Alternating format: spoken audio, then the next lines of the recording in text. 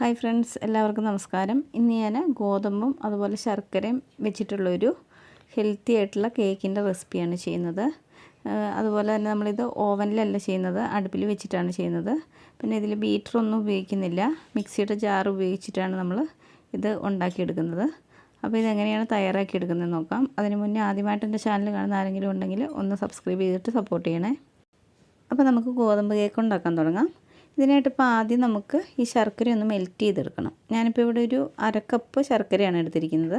അപ്പം മധുരം നമ്മുടെ ഓരോരുത്തരുടെ ഇഷ്ടത്തിനനുസരിച്ച് എടുക്കുക. ഒരു 3/4 കപ്പ് വരെയൊക്കെ എടുക്കാം. എന്നിട്ട് ഇതിലേക്ക് ഞാനൊരു 1/2 കപ്പ് വെള്ളവും കൂടി ഒഴിച്ചു കൊടുക്കുന്നുണ്ട്. ഇനി നമുക്ക് അടുപ്പൊന്ന് കത്തിച്ചു കൊടുക്കാം. ഇതിവിടെ ഇരുന്നൊന്ന് ഉരുകി വന്നോട്ടെ. അപ്പോൾ അതുവരെ നമുക്ക് വെയിറ്റ് ചെയ്യാം. ഇപ്പോൾ നമ്മുടെ ശർക്കരയൊക്കെ നന്നായിട്ട് ഉരുകി വന്നിട്ടുണ്ട്. ഇനി നമുക്ക് തീ ഓഫ് ചെയ്യാം. അപ്പോൾ ഇതൊന്ന് തണുത്ത് വന്നോട്ടെ, അതുവരെ നമുക്കൊന്ന് വെയിറ്റ് ചെയ്യാം. ഈ സമയത്ത് നമുക്ക് കേക്ക് ടിന്നൊന്ന് റെഡിയാക്കി വെക്കാം. അപ്പോൾ ഇതിലേക്ക് കുറച്ച് ഓയിൽ ഒഴിച്ചു കൊടുത്തിട്ടുണ്ട്. ഓയിൽ എല്ലാ ഭാഗത്തും ഒന്ന് തടവി കൊടുക്കാം. ഇനി നമ്മൾ റെഡിയാക്കി വെച്ചിരിക്കുന്ന ബട്ടർ പേപ്പർ ഇതിൻ്റെ ഉള്ളിലേക്ക് വെച്ച് കൊടുക്കാം. അപ്പോൾ ഒട്ടും ചുളിവില്ലാതെ നേരെ വെച്ച് കൊടുക്കാം. ഇതിന് നമുക്ക് ഇവിടെ മാറ്റി വയ്ക്കാം. പിന്നെ ഞാൻ ഇവിടെ കുറച്ച് നട്ട്സും അതുപോലെ ടൂട്ടി ഫ്രൂട്ടിയും ഉണക്കമുന്തിരിയൊക്കെ കുറച്ച് മൈദപ്പൊടി ഇട്ടിട്ടൊന്ന് ടെസ്റ്റ് ചെയ്തെടുത്ത് വെച്ചിട്ടുണ്ട്. ഇങ്ങനെ നമ്മൾ എന്തിനാണ് ചെയ്യുന്നതെന്ന് വെച്ചാൽ ബാറ്ററിലേക്ക് നമ്മൾ ഇതിട്ട് കൊടുക്കുമ്പോൾ എല്ലാം കൂടെ താഴേക്ക് പോകാതിരിക്കാൻ വേണ്ടിയിട്ടാണ്. അപ്പോൾ ഇത് നമുക്ക് ഇവിടെ മാറ്റി വയ്ക്കാം. ഇനി നമുക്കിതിലേക്ക് വേണ്ടുന്ന പൊടികളൊക്കെ ഒന്ന് അരിച്ചെടുക്കാം. അപ്പോൾ ഞാൻ 1 കപ്പ് ആട്ട എടുത്തിട്ടുണ്ട്. അത് നമുക്ക് അരിപ്പയിലേക്ക് ഇട്ട് കൊടുക്കാം.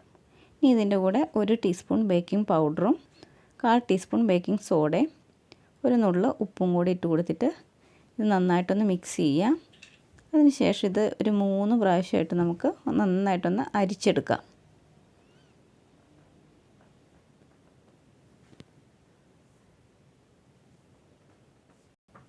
ഇനി നമുക്ക് ഒരു മിക്സിയുടെ ജാർ എടുത്തിട്ട് അതിലേക്കൊരു 3 മുട്ട പൊട്ടിച്ചിട്ട് കൊടുക്കാം. അപ്പോൾ നമ്മൾ മുട്ട ഫ്രിഡ്ജിൽ നിന്ന് നേരെ എടുത്തിട്ട് ഇതിലേക്ക് ഇട്ട് കൊടുക്കാൻ പാടില്ല. കുറച്ച് നേരം പുറത്തെടുത്ത് വെച്ച് റൂം ടെമ്പറേച്ചറിലാക്കിയതിന് ശേഷം മാത്രമേ ഒഴിച്ചു കൊടുക്കാവുള്ളൂ. ഇനി ഇതിലേക്ക് 1 ടീസ്പൂൺ വാനില എസൻസും കൂടെ ചേർത്ത് കൊടുത്തിട്ടുണ്ട്. ഇതിന് നമുക്ക് നന്നായിട്ടൊന്ന് അടിച്ചെടുത്തിട്ട് വരാം. ഇതിപ്പോൾ ഒന്ന് അടിച്ചെടുത്തിട്ടുണ്ട്. ഇനി നമുക്കിതിലേക്ക് 1/2 കപ്പ് സൺഫ്ലവർ ഓയിൽ ഒഴിച്ചു കൊടുക്കാം. വെളിച്ചെണ്ണ ചേർത്ത് കൊടുക്കരുത്, ഇതിന് പകരം വേണമെങ്കിൽ ബട്ടർ ചേർത്ത് കൊടുക്കാം. ഇനി നമ്മൾ ഉരുക്കി വെച്ചിരിക്കുന്ന ശർക്കര പാനിയും കൂടി ഇതിലേക്ക് ചേർത്ത് കൊടുക്കാം. അതിനുശേഷം ഇത് നന്നായിട്ടൊന്ന് അടിച്ചെടുത്തിട്ട് വരാം. ഇതിപ്പോൾ ഞാൻ നന്നായിട്ടൊന്ന് അടിച്ചെടുത്തിട്ട് വന്നിട്ടുണ്ട്. ഇതിന് നമുക്കൊരു പാത്രത്തിലേക്ക് ഒഴിച്ചു കൊടുക്കാം.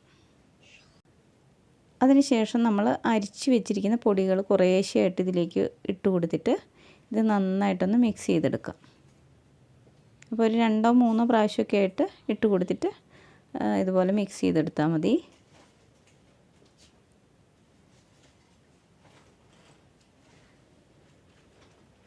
ഇനി നമുക്ക് നമ്മൾ നേരത്തെ എടുത്ത് വെച്ചിരിക്കുന്ന നട്ട്സൊക്കെ ഇതിലേക്ക് ഇട്ട് കൊടുക്കാം.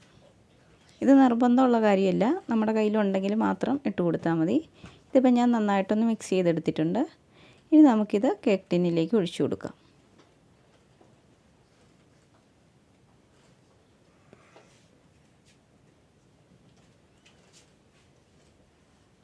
ഇനി നമുക്കിത് ഒരു 3-4 പ്രാവശ്യം ഒന്ന് ടാപ്പ് ചെയ്ത് കൊടുക്കാം. ഇനി നമുക്കിത് ബേക്ക് ചെയ്യാനായിട്ട് വെക്കാം. അപ്പോൾ ഞാനിവിടെ ഒരു പാത്രം ഒരു 5 മിനിറ്റ് മീഡിയം ഫ്ലെയിമിലിട്ടിട്ടൊന്ന് ഫ്രീ ഹീറ്റ് ചെയ്തെടുത്തിട്ടുണ്ട്. അപ്പോൾ ഇതിലേക്ക് നമുക്ക് നമ്മുടെ കേക്കിൻ്റെ ബാറ്റർ വെച്ച് കൊടുക്കാം. ശ്രദ്ധിച്ച് വേണം വെച്ച് കൊടുക്കാൻ, കൈയൊക്കെ പൊള്ളുമില്ലെങ്കിൽ.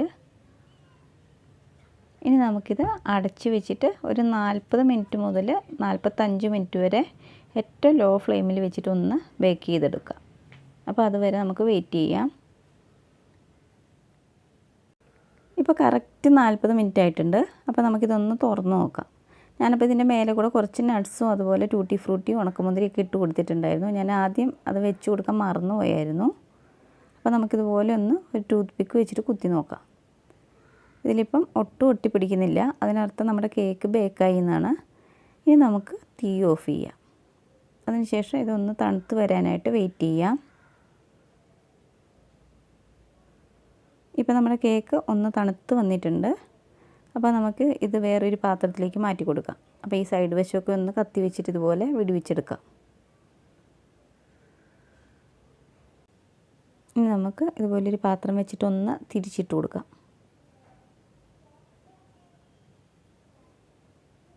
ഇനി ഈ ബട്ടർ പേപ്പർ ഒന്ന് റിമൂവ് ചെയ്തെടുക്കാം.